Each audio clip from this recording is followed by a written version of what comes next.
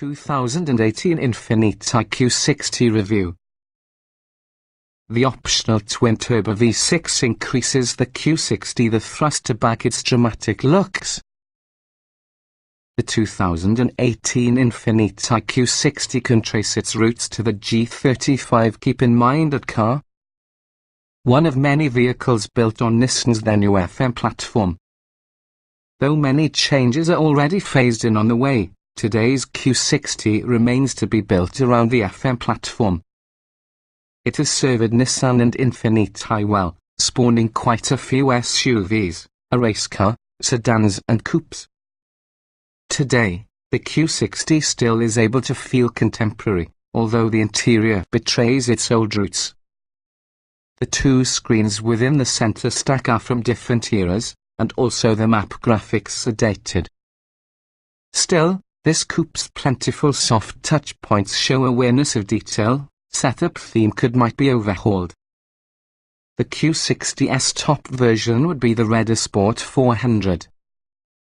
Though it just isn't as focused as German high-performance offerings, its twin-turbo V6 provides legitimate 400 horsepower thrust. There's also strong value to be found inside lower trim levels when your performance expectations are definitely more relaxed. Overall, we believe the Q60 is often a respectable selection for a luxury coupe. But provided that it doesn't shine in a particular area, you can definitely find fresher rivals like the Audi A5 S5 and Mercedes-Benz class coupe more inviting. What's new? For 2018, the Infiniti Q60 receives only minor tweaks. Red Sport 400 models get 20-inch wheels with non-run flat tires, while tires which are 10 mm wider have already been fitted throughout the lineup. The sweet spot would be the 3.0-ton sport trim level. It offers an appropriate dose of thrust within the four-cylinder without reaching the ambitious price tag of the Red Sport 400. We also such as the sport trim because of its upgraded front seats and adaptive suspension dampers. Beware, all option packages have to have the sensory package, itself a pricey method of getting heated seats and navigation, among other highlights.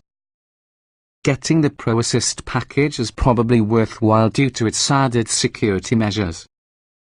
You get all the more with the Proactive package. However, it comes bundled with Infiniti's direct adaptive steering system.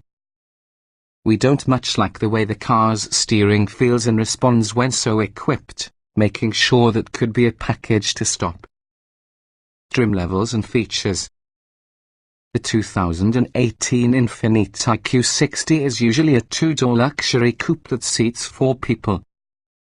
There are 5 trim levels: 2.0 tons pure, 2.0 tons luxe, 3.0 tons luxe, 3.0 tons sport and rebadged 400. The numbers reference what engine the Q60 gets, while pure, luxe and sport versions deliver different feature seats. All Q60s include a 7-speed automatic transmission and rear-wheel drive. All-wheel drive is optional. The base 2.0 tons pure has a turbocharged 2.0-litre 4-cylinder engine, 208 horsepower, 258 pound-feet of torque, and comes pretty well equipped. Highlights include 19-inch alloy wheels, LED headlights and fog lights, heated mirrors, keyless ignition and entry, dual-zone automatic climate control, power-adjustable front seats, simulated leather upholstery, Bluetooth, a dual touchscreen infotainment interface, 8-inch upper screen, 7-inch lower, 2 USB ports, and also a 6-speaker head unit with a CD player and satellite radio. A sunroof is optional. Stepping around the 2.0 tons luxe adds the sunroof along with a 13-speaker Bose head unit that includes HD radio. The 3.0 tons luxe, the place to start for 6-cylinder models, differs only over the substitution from the 4-cylinder having a turbocharged 3.0-litre V6 engine, 300 horsepower, 295 lb-ft and larger brakes. While luxe models don't bestow much additional standard equipment, they grant use of options not available about the base model.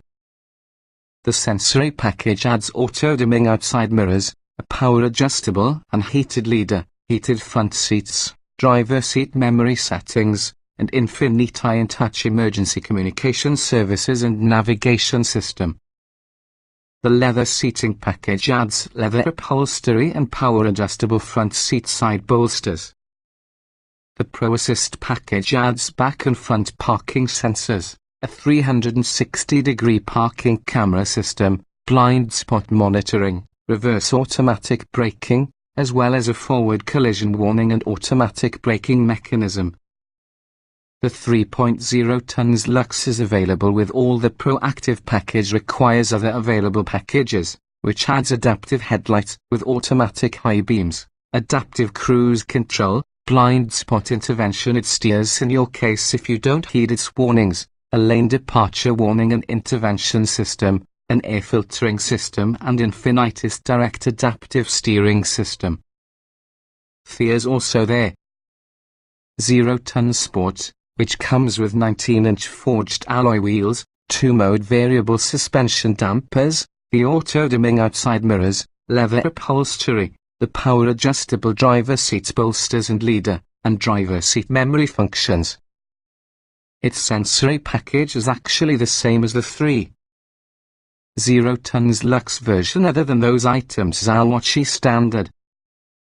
It too can be equipped with all the Pro Assist and Proactive packages. The Red Sport 400 sits atop the Q60 lineup and delivers the richest performance from a Q60 variant. It's equipped similarly to the 0-ton Sport but carries a more powerful 3.0-litre V6 engine, 400 horsepower, 350 lb-ft and 20-inch wheels with staggered summer tyres. Trim tested. Has not even rated this vehicle, but we've got limited experience which has a pre-production model. The following is our first tackle what's significant over it and what is available. These observations provide our initial drive of the 2017 Infiniti Q60 Red Sport 400 Turbo 3.0 litres V6, 7-speed automatic, RWD.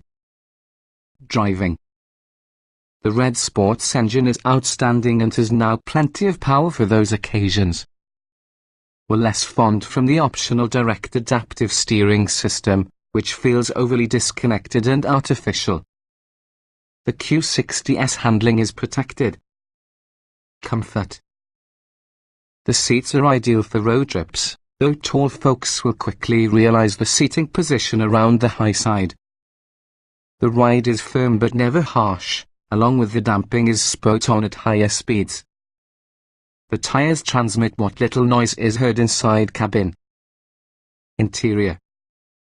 You'll find an unusually large number of materials from the cabin but lots of soft touch points. Access to the top seats is simple and space is plentiful, not really for the back seats, which might be too small to often be usable. Utility. The trunk is small, even for extra coupe. There aren't many places inside cabin to swallow normal clutter, just cup holders, a modest console bin and shallow, plasticky door pockets. Technology. The dual screen layout is showing its age, with all the map graphics looking out of date as well as the screens apparently from different eras. The lower touch screen gives quick responses and carries a reasonably intuitive screen flow. Many grey icons on certain screens are puzzling.